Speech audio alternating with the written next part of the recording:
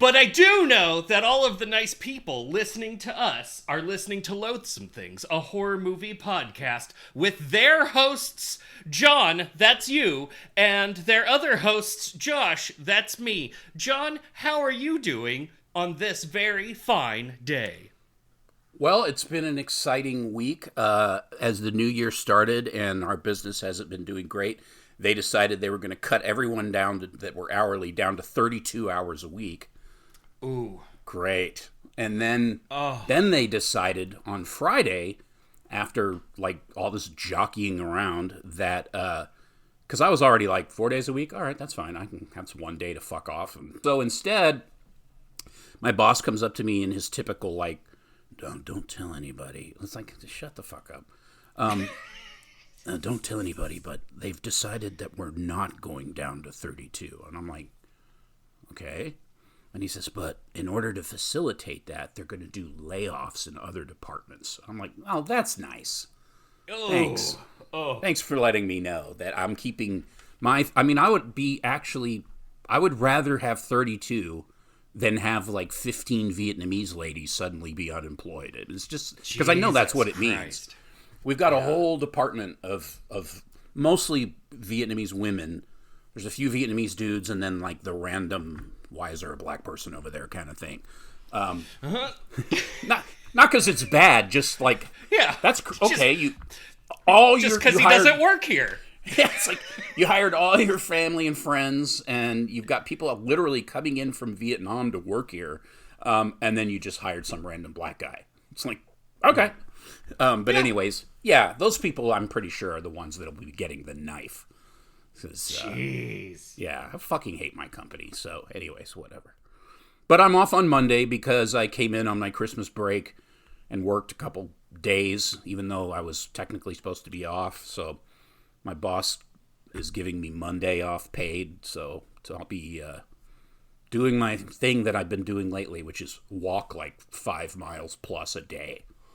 Hell yeah. Are you losing weight? I am, a little bit. Still fat ass, nice. But, you know. Well, you know.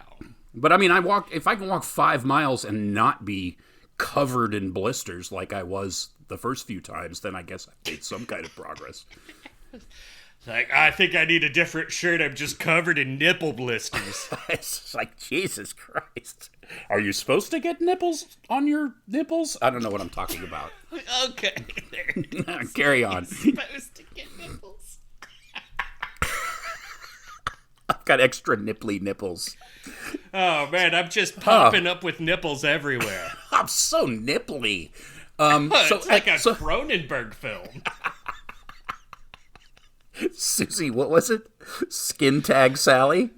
Skin Tag Sally? Skin like a knobby brush? Okay. Oh, oh no. Can you rub my back? Sure. It's like a soccer Ooh, sandal. this one's extra meaty. Oh, man, what is that, a polyp? Sorry. So how are you doing? I'm good. I was good. Oh, I'm sad. Oh. Extra chapter in the annals of home ownership. Right now, there's no hot water, and there is water dripping down from my attic because the water heater would appear to be busted. So I am, at this very moment, waiting for a plumber who said he will be here anywhere between 4 and 8 p.m.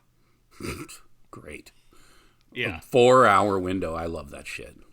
It's good. It's good. Everything that I've read about based on how old the water heater is says that I'm probably going to need to replace it. And that you should probably not spend more than $2,000, otherwise you're being taken advantage of. And I'm just like, oh my God, why? Oh, good. Thank God I don't have to spend more than $2,000 to have hot water. Fucking Christ. Jesus Christ. Yeah, it's probably repairable, but at that point, you just want to replace it. I mean, it's probably full of sediment, and it's getting blocked and all that kind of fun shit just because it's old. Yeah, it's old. I think it's probably the one that they put in when they built this house, which was 2000. When we bought it, they still had the same air conditioner, so I'm sure it's the same water heater, and it's just... Does it make all kinds of weird, like, gurgling noises, or can you not hear it because it's in the attic? Oh, no, we can hear it. It sounds like a cool ghost. Yeah, it's got, like, mineral deposits and stuff in it. It's just, I mean, the water here is pretty hard, apparently, so... Whatever. Yeah, the water's so hard. Yeah. Oh, man. Don't fuck with our water. Oh, you could just see veins popping out of the water. If I ever get in a gunfight, I want water with me. What the fuck? Our water cuts water so you can see its abs better. Oh, shit. Our water is ripped. Our water is like Hugh Jackman that one time. My water has a six-pack. I don't know what I need to stop. It's good. It's good. Yeah. John, what are we here to do? Why is that the I'm holding up the screen. Is that the arms you're holding it open like an elevator. Oh man, we really need to consider video. Oh man, this show would be so much better if people could see our weird hand antics and compare our sweat neck levels at the beginning of the episode to the end. I know it can't be possible, but I'm pretty sure I can smell their balls. Just watch two bearded guys sweat by not exerting themselves for an hour. Oh my God. Oh, yeah. Oh, it's a fine world. It's good. But we're here to talk about a movie. What movie is that one, John? Oh, man. I'm so glad that you mentioned it because it's a little movie by the name of Offspring, directed by Houton van Volkenvaart. Yes. I believe is how you pronounce it. You might have a better pronunciation. It's Andrew Van Houton. Yeah, that sounds better. Andrew Van Houton. Yeah, Andrew Van Houton.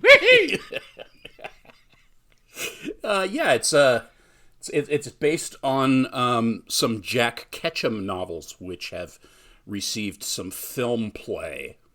Yes, yeah. In fact, this ended up becoming the first installment in a trilogy of films based on one of the characters in this film known as the Woman, played by Pollyanna McIntosh. The second film in that series ended up becoming titled The Woman and directed by this podcast's favorite person in the whole world, Lucky McKee.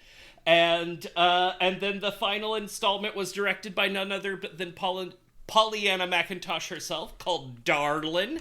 And this is the least entertaining of the three. It has its own aesthetic. It certainly has its qualities, which we will discuss. It in no way is a good film. No. I mean, it definitely, there are good things about it. Like, there are some very cool, authentic, effective things going on. But, ooh, there are other things that are so bad. 'Tis but a wee thin on story, which is weird because it's based on a novel.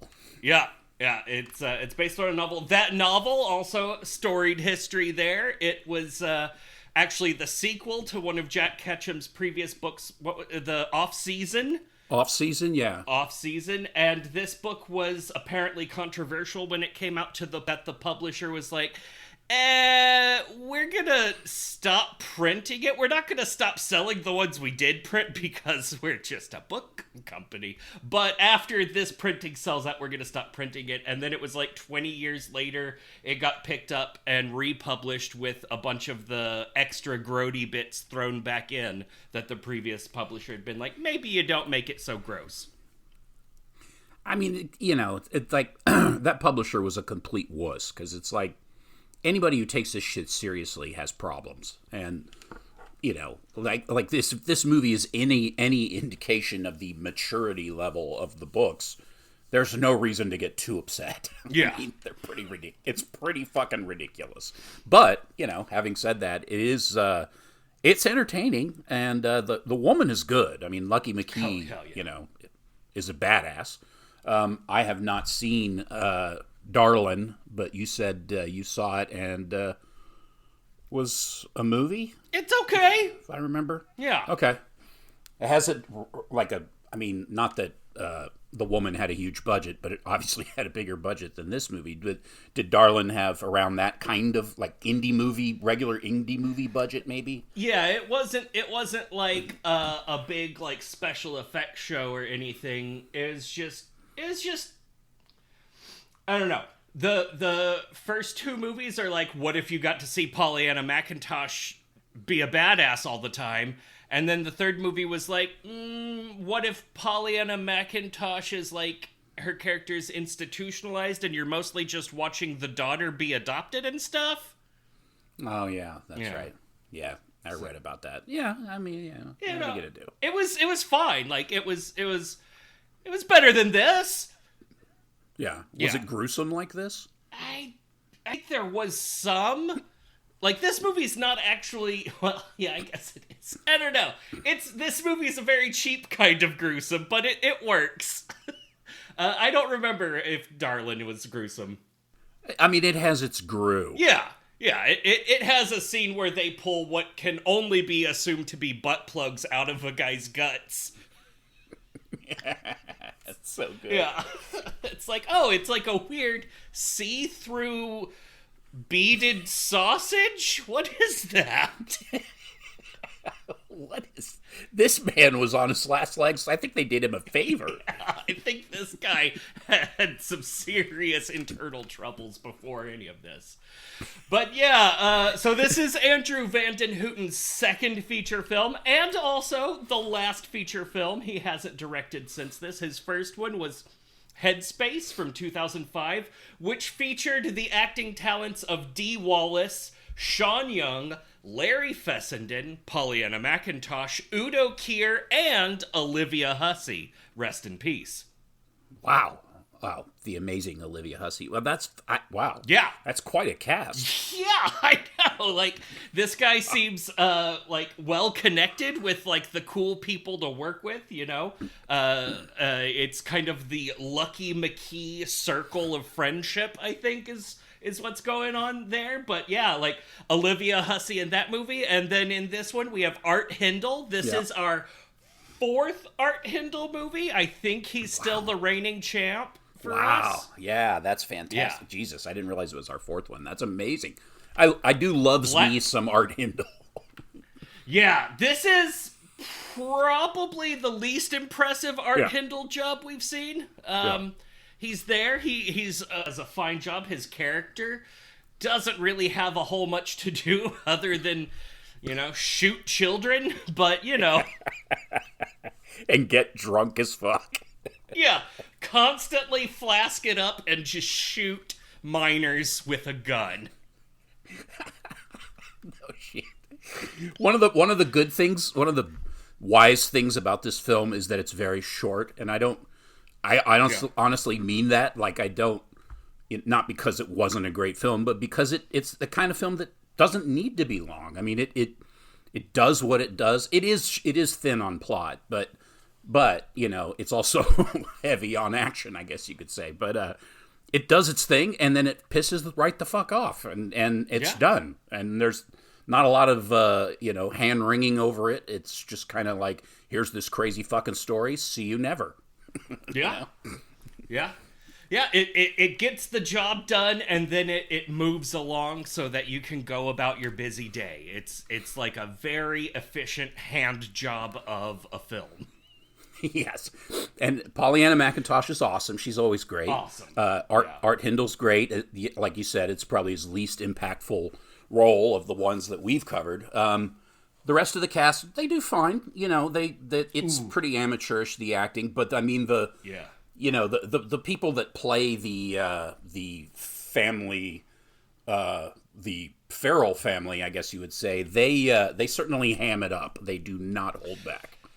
No, yeah. I felt like all of the cannibal people did a great job. The civilized police officers and civilized family people, I don't know if it's bad acting, bad directing, bad editing, or just not having the budget to do additional takes, but there are some line deliveries in here, especially the family dad guy.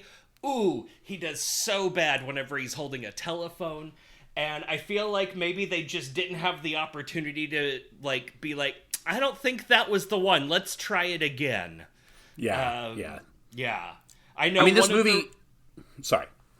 Oh, one of the trouble this movie ran into was they filmed in Michigan, and they originally thought that they were going to get funding credit from the Michigan Give You Money to Do a Movie fund. Yeah. But then Michigan was like, cannibal, child-killing baby eaters? We're not going to give you the money. So, We don't feel that this properly represents the image of Michigan we're trying to get across. Yeah, you don't even mention, come to beautiful Michigan for our lead pipes. They just don't, no. It's set in Maine. What are you doing? Come on. Welcome to Michigan. Don't drink the water. Welcome to beautiful Flint, Michigan, named after the taste of our water. What's that, a third arm? Consider yourself lucky. Oh, man. Yeah. I'm sorry, what were you going to say? This film? Well, I don't remember. It was probably not very important. Well, it was definitely not important. It was probably not very interesting. Yeah. Yeah. Yeah. That's the motto for our show. Yeah. So I guess I should have remembered it. I don't know what I'm talking about. It's good. We're good at this. Quick note, so Andrew Vanden Houton, while he did apparently stop directing films, he did not stop filmmaking. He has gone on to become a successful producer with credits including 13, 14, and 15 cameras, as well as the film The Block Island Sound, which is super good and you should watch it, and this film's sequels, The Woman by Lucky McKee and Darlin by Pollyanna McIntosh, he served as producer on. Oh, interesting. Well, I guess he stayed in the biz. Some people call it the biz. Yeah, some people are really cool and they call it the biz. Oh, man. You may not have heard of this term, but we just call it the biz. Yeah, I'm so biz, I've got Riz. Jesus Christ. Yeah. Good. Yeah. Okay, so you want to run through this little move-a-rooney? Let's do it. Okay. In case you couldn't figure it out, there's a tribe of cannibals nomading around the eastern Canadian-American border, and their travels have brought them to Maine, perhaps to a town called Castle Rock. Who can say? Meh. They home invade, slaughter a family, taking only the meaty bits of the bodies with them, as well as a baby that they bring home in a doggy bag. The cops call in the only guy who's ever seen this before, the drunk retired sheriff. Oh, and also the crime scene photographer who's seen this before. And it looks like the cannibals that stressed him to the point of retirement are in fact back. He's the kind of guy with a flask in his pocket and a gun under his pillow that he will point at you. And without question, man, woman, or child. Yeah, he does not care. He will shoot a baby in the head. Also, side note, the police in this part of Maine all have ill-fitting costumes. It's like, what the... Yeah. All of their uniforms were too baggy. It's like, what? Okay, I guess we have no budget. You can't afford fitting uniforms. They couldn't even afford shiny badges, so they all have, like, iron-on patch badges. It's awesome. They all look like ROTC kids who like can't get their uniforms to fit right, and everybody's laughing at them. That's what they look like. Yeah, a baggy shirt and high waters cops. Correct. Yeah. Meanwhile, a shitty family with a baby enjoy their wealthy house, but their shitty sister and her awesome son come to visit while they talk about her ultra shitty abusive husband who just happens to be on his way there as we speak. And so the shitty dad guy, I'm not going to give any of them names because it does not matter. And it will not get confusing. So the shitty dad guy, who I think is like a video game programmer or something, calls the cops in a very unconvincing phone conversation. But the law enforcement of Yonder is so busy with these cannibals that they're like, yeah, we can't come help you with that. So here's what you're going to do. Go to the gun store, buy them out, and then just hunker down inside your house like it's a castle. Because shoot anyone you see outside that you don't recognize. And he's like, oh, what, like a naked lady who I saw last night? And they're like, yeah, shoot them. Just shoot them all. And he's naked like, lady okay. in a loincloth? Are you talking about a naked lady who looks like a child in a loincloth with a giant wig? Yeah, like a really badass 80s rock and roll wig and no pubes. I know, it's like, just got off tour with Vixen, gotta go make a movie. Yeah, things haven't been the same since Journey broke up. Jesus Christ. I better go whip myself. That lady was really good at self-flagellation. Oh, okay. Movie trivia, she was actually whipping the shit out of herself. Like, they were like... She had welts all over her.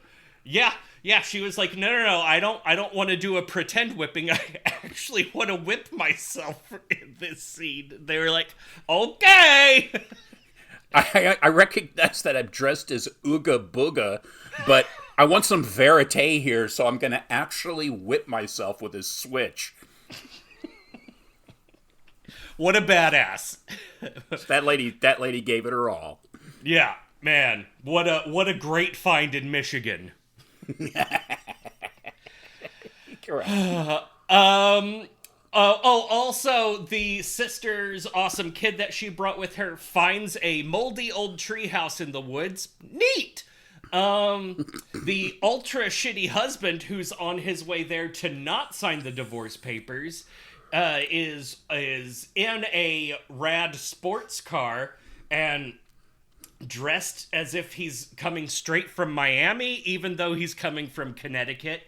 And he picks up a hot blonde hitchhiker, immediately gets super gross at her, but eventually lets her out of the car after drinking in front of her, threatening her, doing weird, icky manipulation, and sexually assaulting her. Yeah, it's like, I'll stop the car and let you get out, because at first he was just going to have her get out while the car was driving. Yeah. I'll stop the car and let you get out if you throw your backpack out the window, and then as she's in the process of doing that, he grabs her tit. Yeah. It's just like, wow, okay, this guy... Is this like all the characters from Less Than Zero rolled into one, or he's just the worst guy.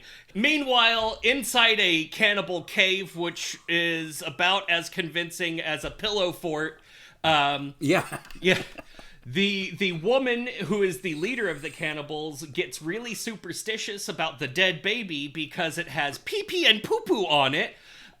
So they come up with a brilliant plan of getting a new baby, a better baby, to dispel the pee-pee poo-poo curse of the first baby. Yeah, I don't know why this one keeps pissing and shitting itself.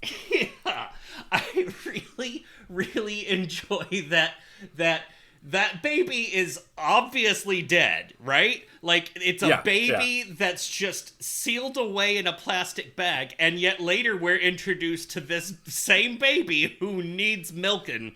So I don't really know what's going on, but yeah.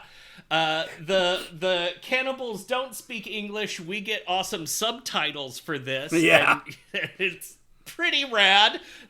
One of the better choices made in the movie. It was so great. It's like grunt titles. Yeah. It was fucking amazing. Like, oh, they have their own language, do they? Yeah, it's cool. Apparently, like, a lighthouse keeper or someone ran away with a vagina sometime back in yore and produced a tribe of wandering cannibals who don't know about the border between America and Canada, so they just travel around and hide in a variety of caves while eating human. Yeah, they're completely primitive subhumans who have somehow managed to escape detection despite eating half the East Coast. It's fine.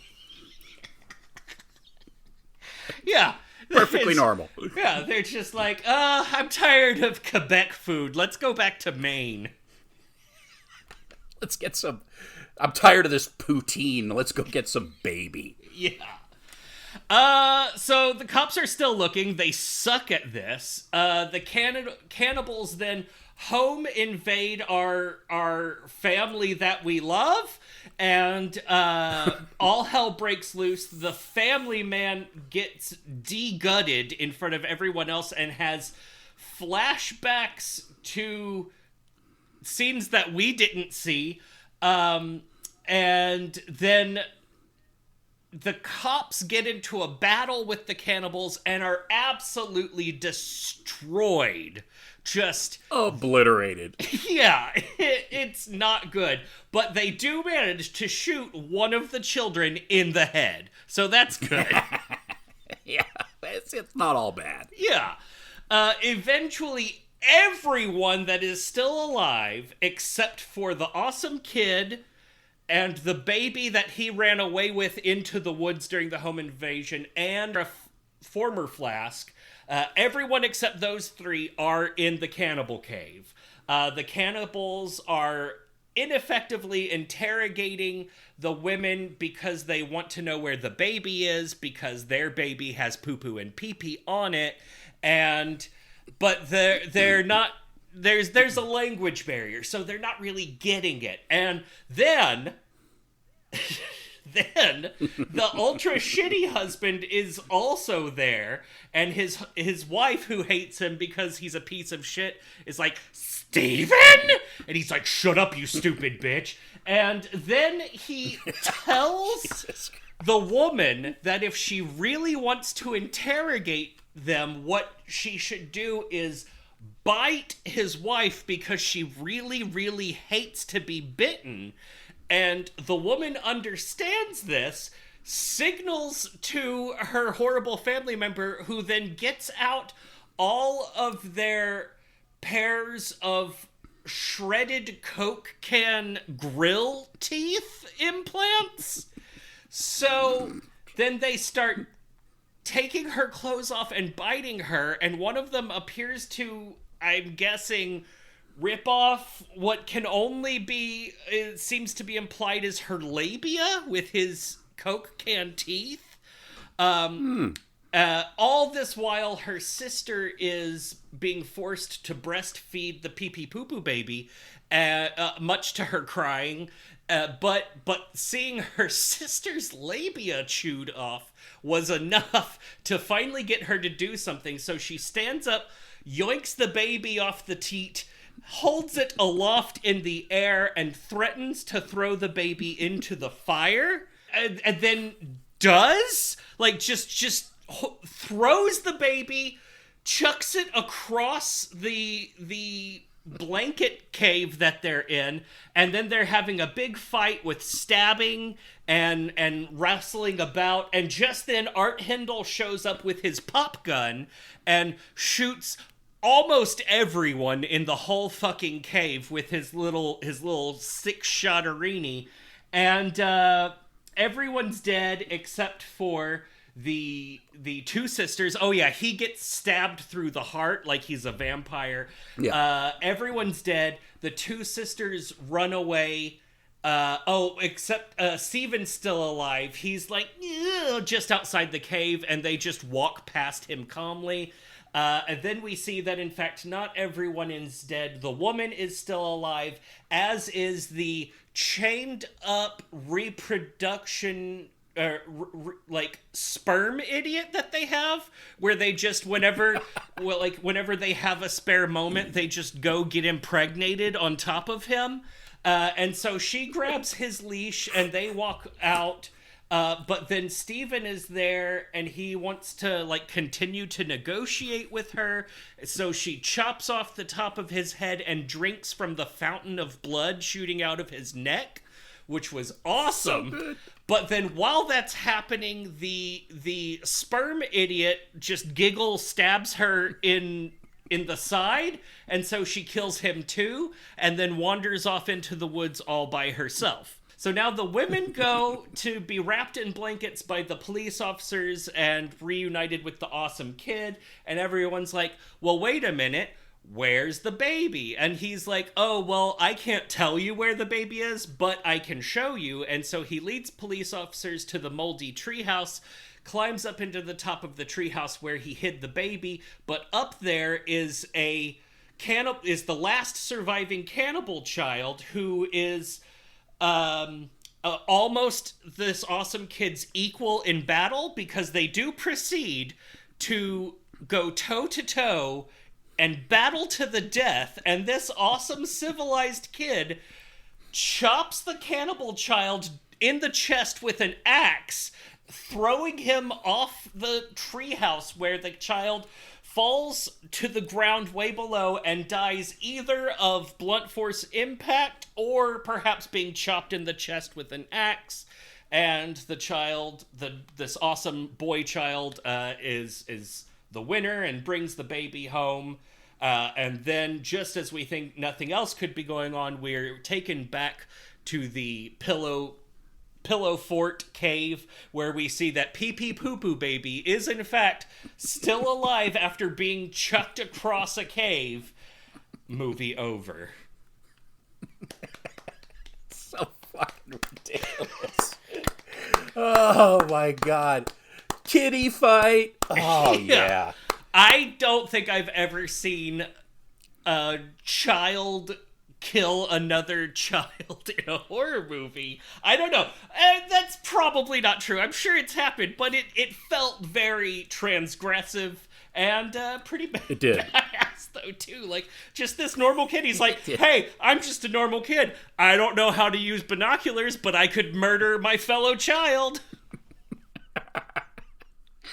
Yeah, this movie is something else, man. It's so, like, it has, like, no self-awareness either, or it's just so gleefully oblivious, like, oh, maybe we shouldn't do this. I don't think that ever crossed anyone's mind in that movie. No. It just, any idea that popped up into anyone's head, they were like, let's do that. Yeah. But sounds great. Axe to the gut, kid-on-kid violence, let's do it. Let's do it. The fucking Coke can teeth, though, is really, like, they did a great job with these kids, though. The kids have amazing hair stuff going on. They climb in through windows and just look like they're having a great time murdering people. Yes, and the effects are extremely gruesome, particularly at the beginning when they annihilate that first group of people, mother and kid. I mean, like, just like chunks of bloody meat and just gore everywhere. It was fantastic. Yeah. At the beginning of the movie, a drunk mom comes home and is, like, already cussing at the babysitter before she even gets in the house, because she's like, my fucking babysitter left the lights on. And then she goes in there and the babysitter is just strewn across the entire kitchen in chunks. And there's, like, one kid just sitting on the sink and he has the little, like, paint can knife and he's like, and he's covered in blood. It's so good. It's just so gleefully stupid. Like, they literally look like, you know, like Land of the Lost what that character's name is. I can't remember that weird like cave child that's in that. They all look like that. Like they're wearing fucking loincloths and have like tribal dirt markings on them and like crazy hair and it's amazing. Yeah. Yeah, it's I would say that this movie sucks, but is so worth watching. Oh, absolutely. This movie is the perfect example of why Arrow kicks all the asses. Yes. Yeah. Yeah, and this in fact is Arrow worked with the director and stuff to remaster this movie. So apparently the original release of this, the color in it sucked. And it was like bright and the blood was like stupid looking red and stuff. And this, they like went through, recolored everything, remastered it to release it in 4K. And so that's what this is. There is also a director's commentary version of this movie on the Arrow platform that you should not watch because it is so boring. It's just, it's the director, and instead of doing commentary on the movie, he's just spending the whole time kissing everyone's ass. He's like, oh my god, they did such a good job on this remaster. I wish Jack Ketchum were still alive so he could see how much better this remaster looks. Oh, it's so good. And the only person who's there with them is the like colorist who was in charge of recoloring the movie. And they recorded it before he finished recoloring things. So the whole time, this guy's talking about like, ooh, look at that right there. I'm going to recolor that. I don't like the way that looks. But we're seeing it after he's already done it. So it's just terrible.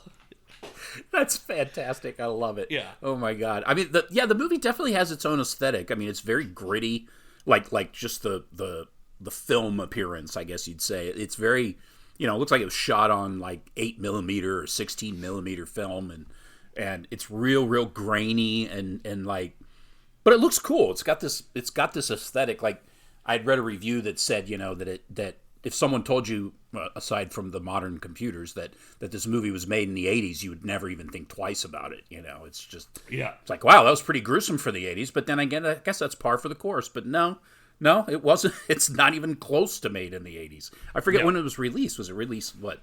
2009. Well, that version, I guess.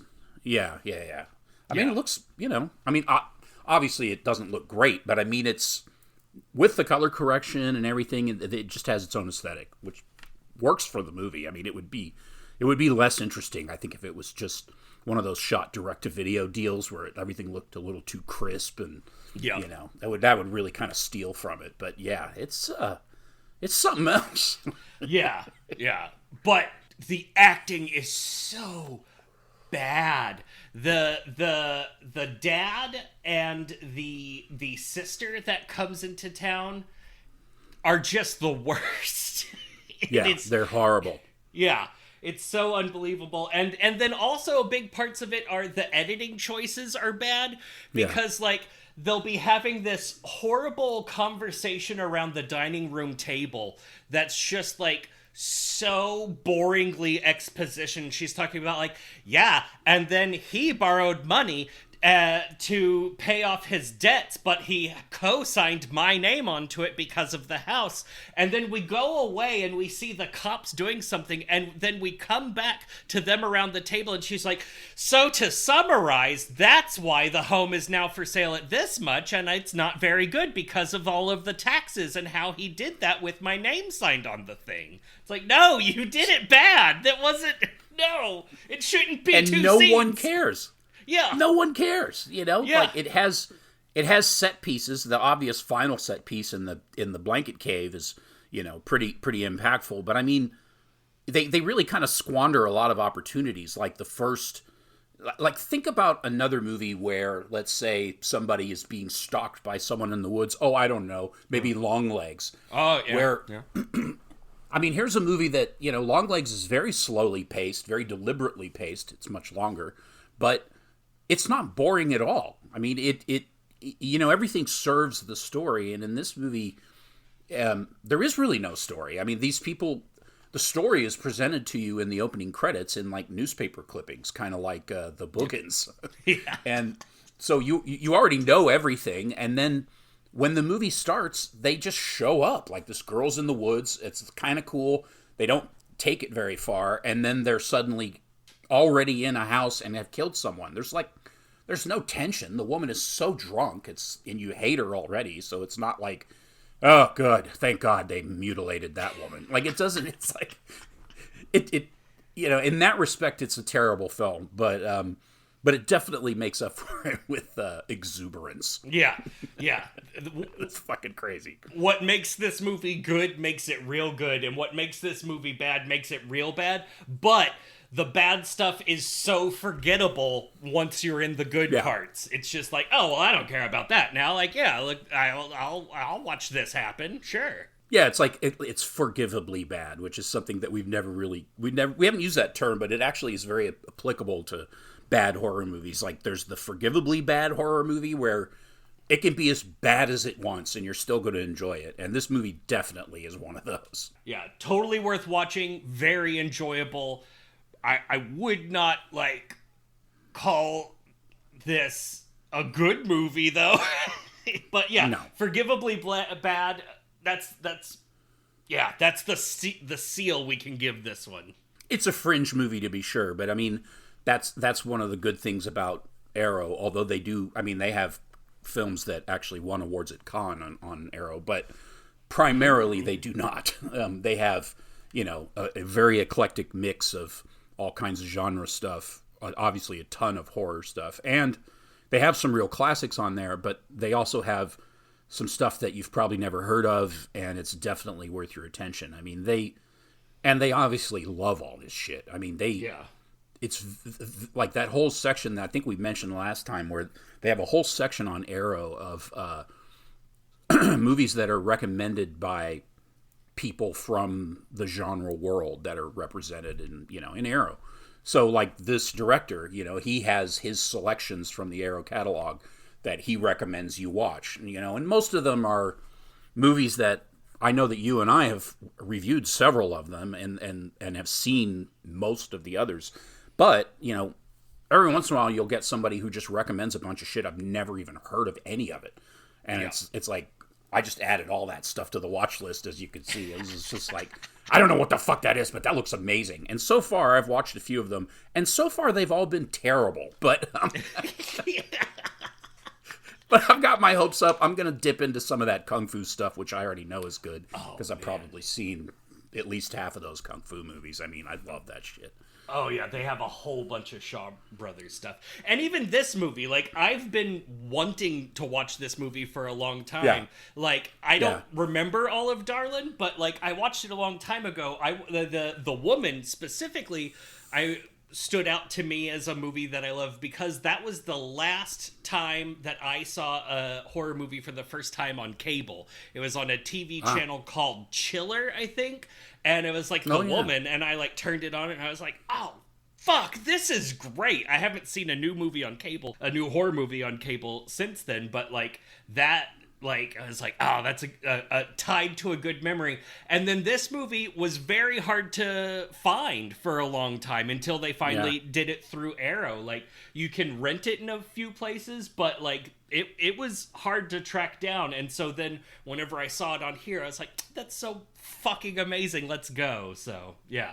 Yeah, like if you're at all a fan of, obscure genre stuff, Arrow is one of the great ways to go, because I mean it's affordable, and they've got a ton of shit. Like even for me, where I always have that problem. Like when I go on Shudder every once in a while when they add something I want to see, and then I start scanning through the catalog, it's just like I check out, because I've seen 90+% of those movies, as has any diehard horror fan. I mean, it's not unusual that I've seen that many films, and with Arrow, I've still seen a lot of it, but at least half of it, I've definitely not seen it or even heard of a ton of that shit. It's just like, I don't even know what the fuck that is. That looks crazy. Yeah. It's awesome. We should probably get paid by Arrow, because we're like doing this. We've hyped them pretty hard. Yeah. Yeah. We're going to get that sponsorship one day. They should at least give us a free login. Yeah, they should give us a free login, and they should let us recommend stuff, because I saw another podcast, a couple on there, that recommended movies, like in that whole section. Oh, fuck I was like, where's the Loathsome Things recommendations? Yeah, we're gonna have to get on that action. So all of you, like, up to but not always 30 listeners, use Loathsome Things podcast into the little coupon thing, and it won't get you a discount on Arrow, but they'll be like, why are all of these people trying to enter Loathsome Things podcast as a coupon code? That's right. Yeah. Oh my God. Good idea. Fantastic. Yeah. Get the signal through the noise. Oh yeah. Keeping it real. So yeah, anything else we need to talk about on that movie, John? No, I don't think so. I read a little bit about what Pollyanna McIntosh is up to now. I forget though. Is she still directing? I know she's still acting, but I think she's still acting. I think she directs occasionally. I don't think that's like her main gig.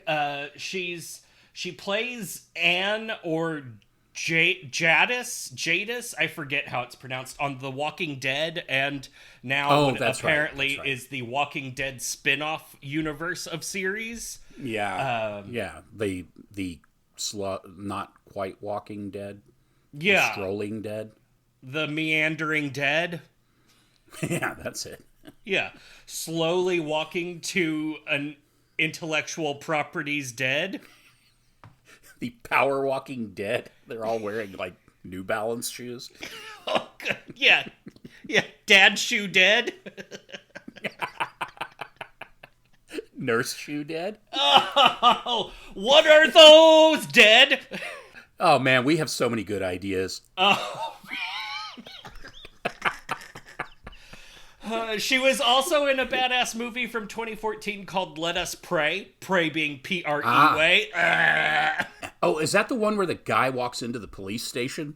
Yeah. And he's like some sort of supernatural, like, what's the word I would look for? He's like settling the cosmic score or some shit in that police station. Yeah, he's the Onion Knight from Game of Thrones, and that's right. Yeah, that guy. Yeah, and that guy's awesome. Yeah, and she's awesome in that movie.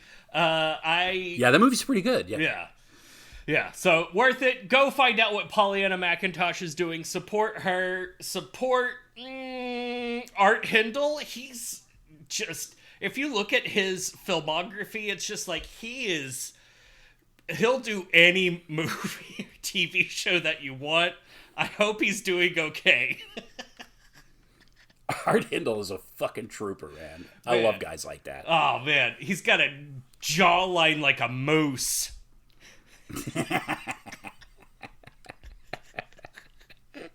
Oh, man. We love Art Hindle. Yeah, Art Hindle's great. Oh, yeah. The other Art Hindle movies we did were Black Christmas, Invasion of the Body Snatchers, and The Void.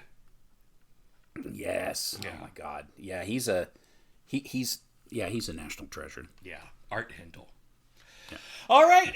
So, John, what else? What content have you been consuming over the past 2 weeks that's really been worth it? I started. Well, I finished this series on Apple TV called. Oh my God, what was it called? Bad Monkey. Ooh. With Vince Vaughn, based on some Carl Hiaasen novels. It's like a crime comedy thing, kind of like Fletch. Like he's like the wisecracking cop kind of thing. It's pretty good. At times it's really good. At other times it kind of drags a little bit. But it's got Rob Delaney in it. He's pretty awesome in that.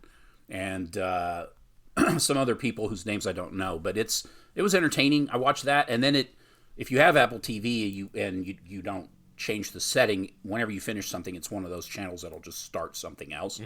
So suddenly I was watching that show Shrinking with Jason Segel and Harrison Ford, that sitcom dramedy.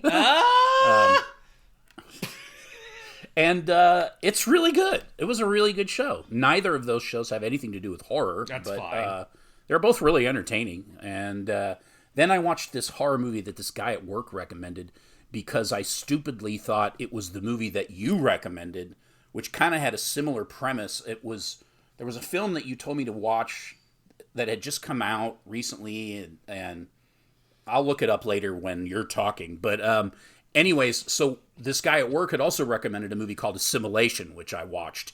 And I was like, wow, this movie is fucking terrible. Like, it's first of all, it's just Invasion of the Body Snatchers, basically, except not good.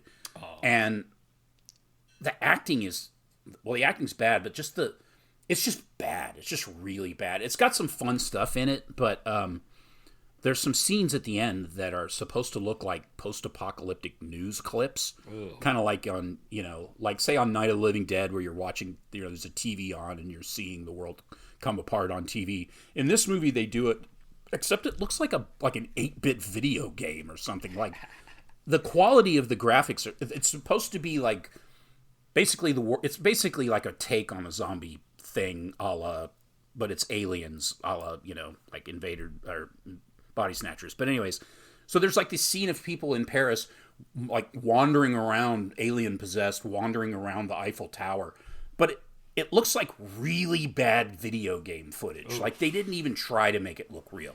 You could have used Photoshop or one of those After Effects or whatever the fuck those video editing software is that any idiot can use, and it would have looked a million times better than this. I mean, you could have taken any stock shot. I mean, Jesus Christ, the movie. Sorry, in Eyes Wide Shut, there's a scene where Tom Cruise is kind of notorious from the trailer, where he's walking down the street and he's got his winter coat on and he kind of like punches his fist into his hand or something, and he's holding his gloves. That shot was infamously done with a screen behind him. He's walking on a treadmill because Stanley Kubrick wouldn't leave England to make any of his movies beyond a certain point in his career. So in order to duplicate New York for a lot of these scenes, they just sent a film crew to New York to shoot scenery, and then would do weird shit like project it on a screen behind the actors. Like, that was a guy walking in front of a fucking screen, and it looks more real than this shit. Like, what? I don't know. It's like they might as well have used a flip book or something to do. It was. Here's my point. The movie sucked. Yeah. I've just been listening to a lot of music. I haven't really been doing a lot of the audiobook thing. I've been listening to a couple at work, but I've missed a lot of work just because I've had paid days off. So, I've just been getting into a whole bunch of heavy metal stuff. Just all kinds of crazy, ridiculously heavy shit. I haven't even heard this yet, but it sounded so good. I was listening to a review about it earlier today that I just have to mention. There's an Indian gore, death, grind, all the gross versions of metal combined into one band called Tetragrammaton. I think it's Tetragrammaton. And I forget the name of their album, but it may be the only album they have. But apparently it's like the most extreme metal album ever made, like to the point of being almost unlistenable. So, of course, I can't wait to hear it, and I had to recommend it. A lot of the stuff it was a list of the heaviest records this guy's ever heard, and I knew a lot of them, but that one I was like, Indian grind, death, thrash, whatever the fuck this is, I have to hear it.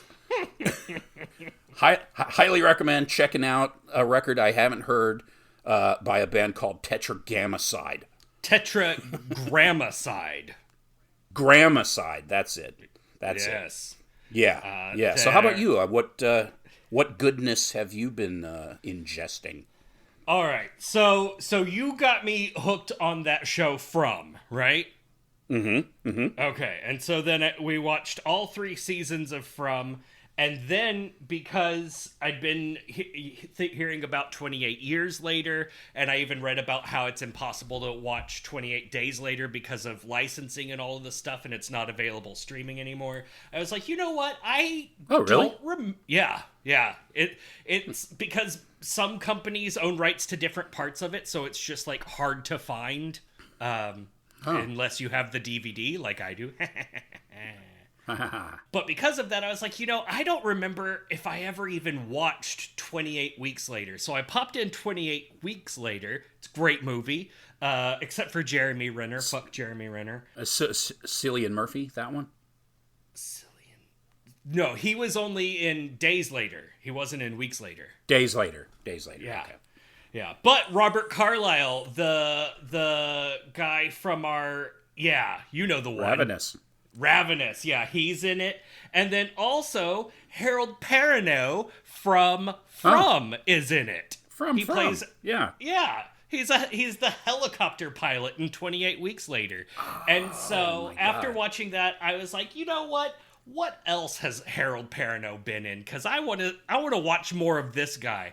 And it turns out that he was in a TV show back in the day that I always meant to watch but never did.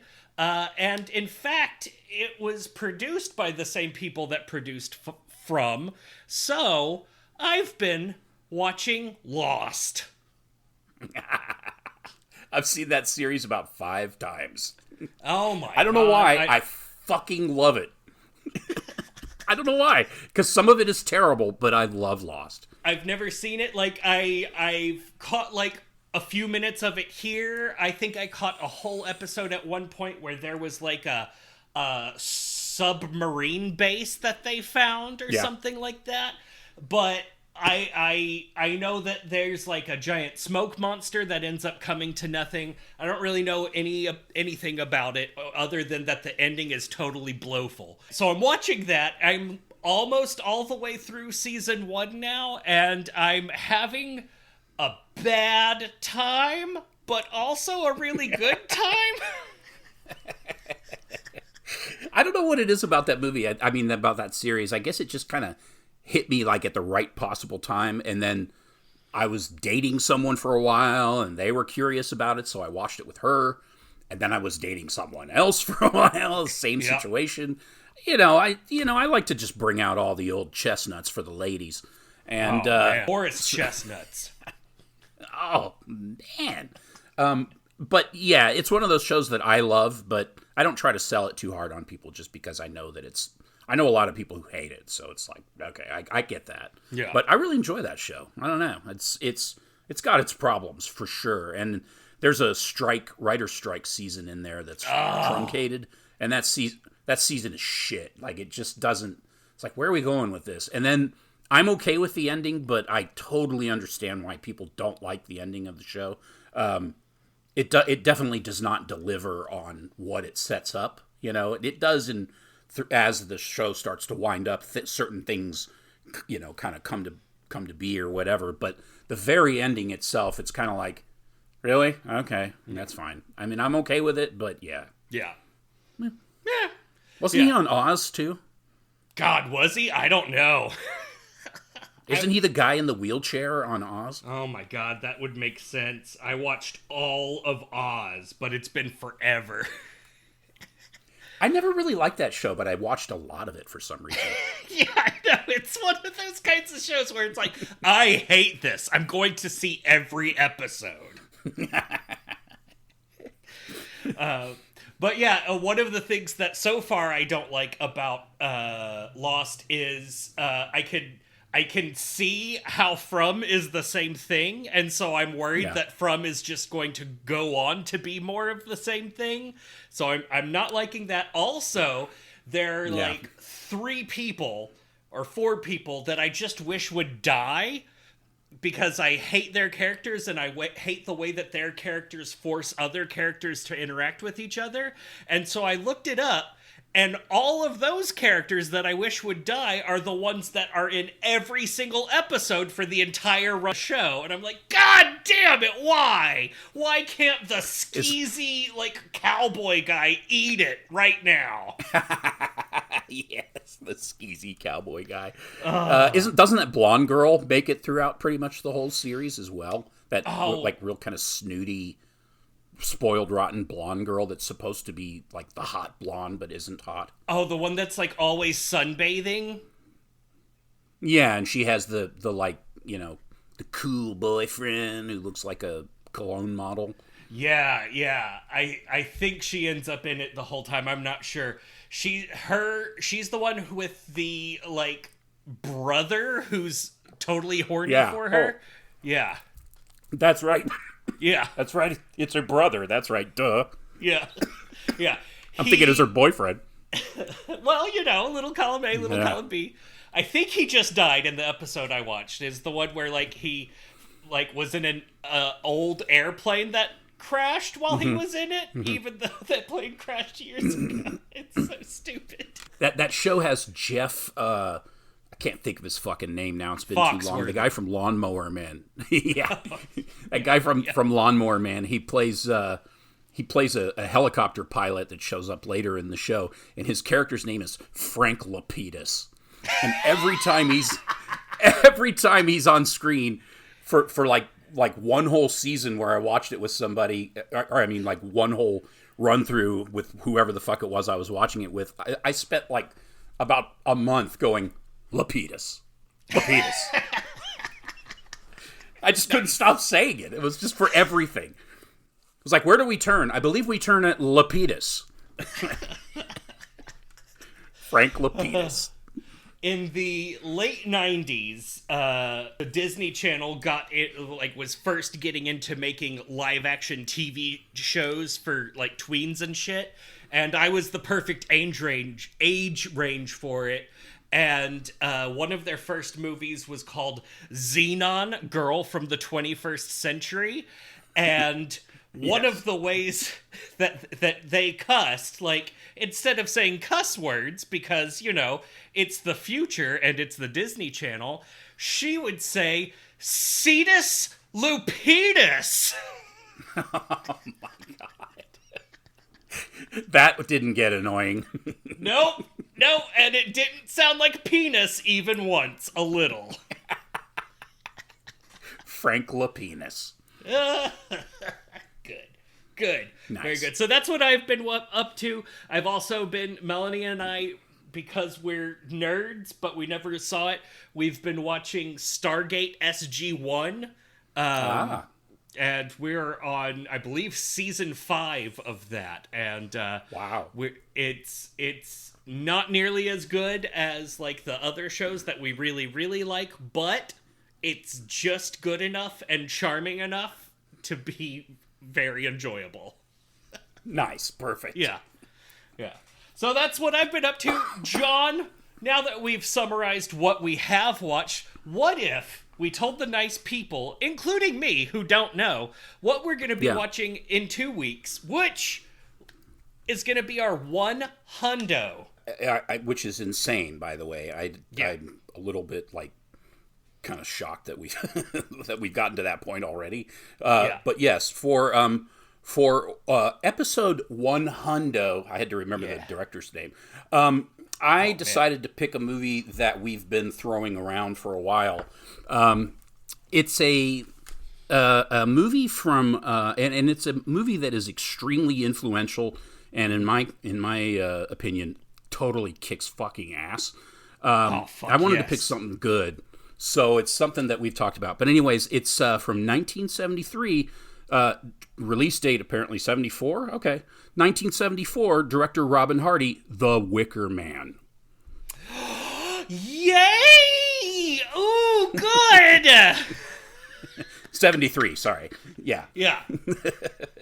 Nice! Oh, that is... an exquisite choice for episode 100, sir. Oh my god. I was looking at top 100 movie lists and we've done a bunch of them, of course. I thought about doing Alien, but that just didn't seem good enough.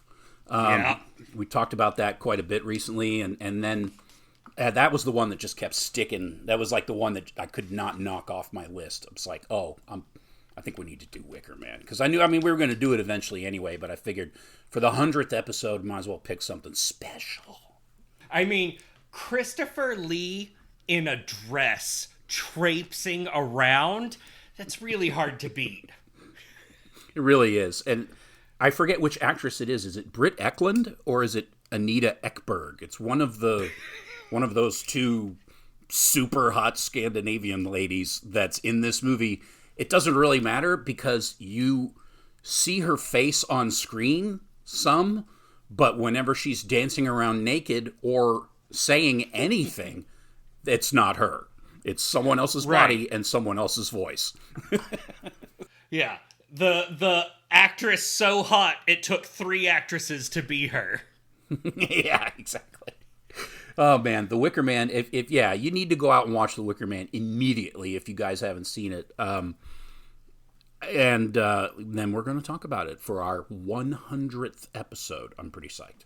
So stick with us for one more, and then you don't even have to worry about it. We'll have the whole podcast fixed so good that you will never even have to vote again.